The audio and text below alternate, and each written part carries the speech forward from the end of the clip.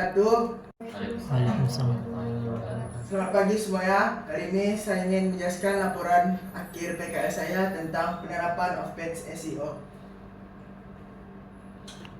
Latar belakangnya, praktik kerja lapangan atau PKL bertujuan untuk memberikan pengalaman kerja nyata bagi siswa SMK.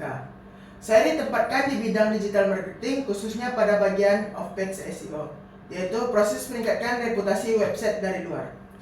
Selama PKL, saya mempelajari dan mengerjakan berbagai tugas seperti membuat backlink, membuat internal dan external link, membuat footprint, discuss, dan Quora, membuat konten video edukasi, membuat dan mengupload poster edukasi dan poster komersial, mengelola media sosial seperti Instagram, Pinterest, dan Tumblr, dan yang terakhir, membantu menaikkan visibilitas website WordPress dan Jimdo. Seluruh kegiatan ini dilakukan agar website dan brand lebih mudah ditemukan oleh pengguna internet dan Google. Tujuan presentasi saya yaitu yang pertama menambah pengalaman dalam praktik of-page SEO seperti backlink, internal link, dan external link. Dan yang kedua meningkatkan kemampuan dalam mengelola dan mempromosikan website melalui WordPress, Medium, Tumblr, Pinterest, Instagram, dan Facebook page. Dan selanjutnya itu mampu membuat footprint digital melalui Discuss dan Quora.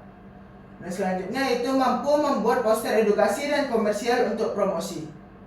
Mampu membuat konten video edukasi untuk Instagram dan YouTube. Membentuk sikap profesional, disiplin, dan bertanggung jawab dalam menjalankan tugas PKL. Landasan teori. Yang pertama saya ingin menjelaskan tentang pengertian SEO. SEO dengan kepanjangan Search Engine Optimization adalah teknik untuk mengoptimalkan website agar muncul di halaman pertama Google.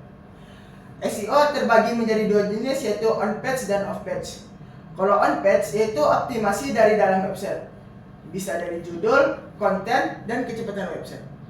Kalau off-page yaitu optimasi dari luar website, backlink, share media sosial, dan lain-lain. Dan kali ini saya ingin menjelaskan tentang off-page. Pengertian off-page. Off-page adalah teknik meningkatkan reputasi website melalui aktivitas dari luar website. Tujuannya agar website mendapatkan kepercayaan dari Google dan akhirnya bisa naik ke peringkat. Beberapa aktivitas utama yaitu saya mengerjakan backlink, external link, internal link, footprint melalui Discuss Quora, social media marketing, serta share konten dan pembuatan video edukasi. Yang pertama, saya ingin membahas tentang backlink. Backlink adalah link dari website lain yang mengarah ke website kita. Semakin berkualitas backlink, semakin kuat reputasi website. Backlink yang saya kerjakan yaitu Medium yang mengarah ke WordPress, Tumblr yang mengarah ke WordPress, Pinterest yang mengarah ke WordPress, Facebook yang mengarah ke WordPress, dan Facebook yang mengarah ke Gymnosite, serta Instagram yang mengarah ke Gymnosite, dan lain-lain. Di dalam backlink terdapat 4 tier. Yang tier pertama yaitu tentang backlink utama dan kualitas tertinggi. Tier pertama adalah backlink langsung menuju website utama, yaitu wordpress.com.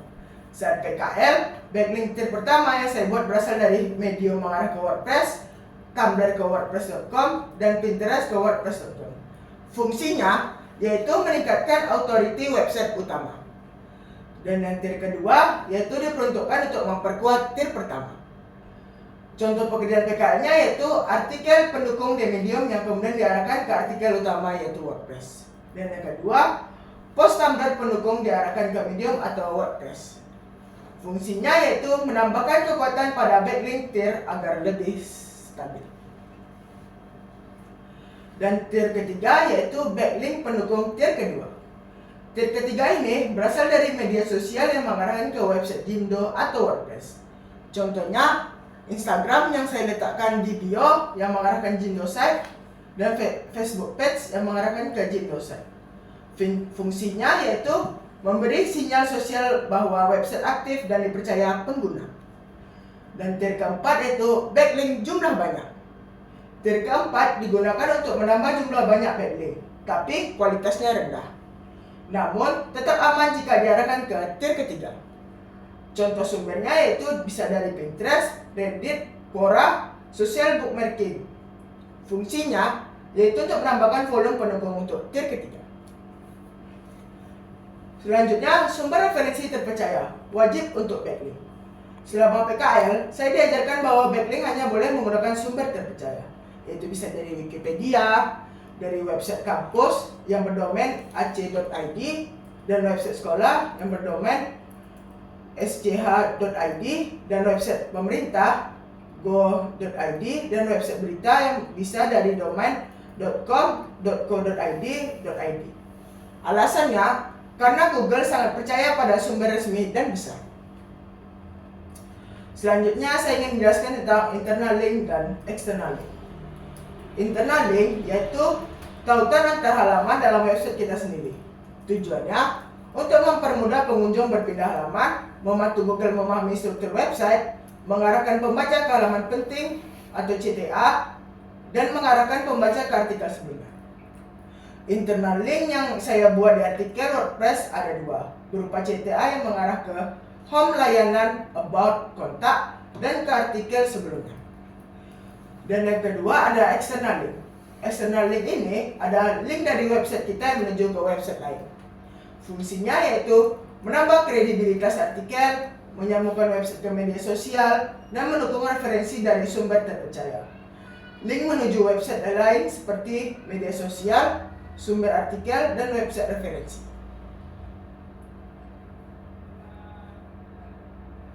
Dan inilah contoh internal link.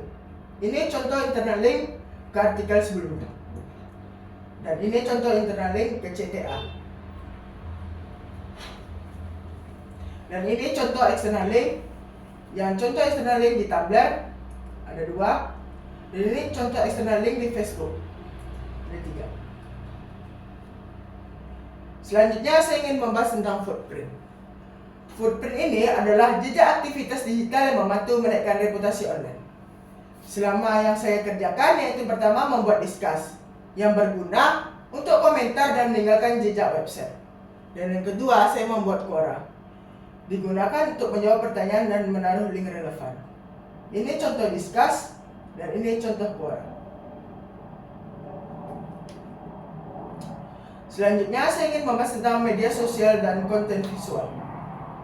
Saya membuat dua jenis konten.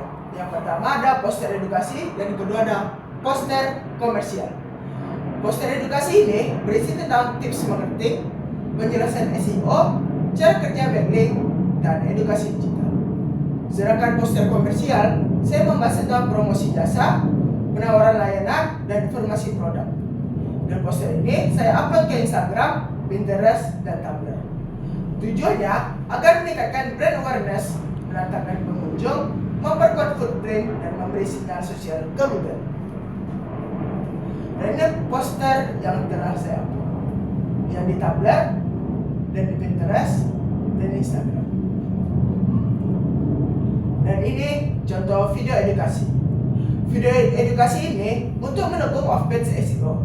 Saya membuat konten edukasi berupa video edukasi SEO yang diupload ke YouTube. Dan yang kedua, saya upload di Instagram List, video versi pendek SEO. Konten ini membantu branding dan meningkatkan pengunjung website. Dan ini contoh video edukasi yang diupload di Instagram dan YouTube. Dan selanjutnya yaitu saya akan membahas tentang aktivitas utama yang saya lakukan. Yang pertama, membuat backlink utama ke WordPress.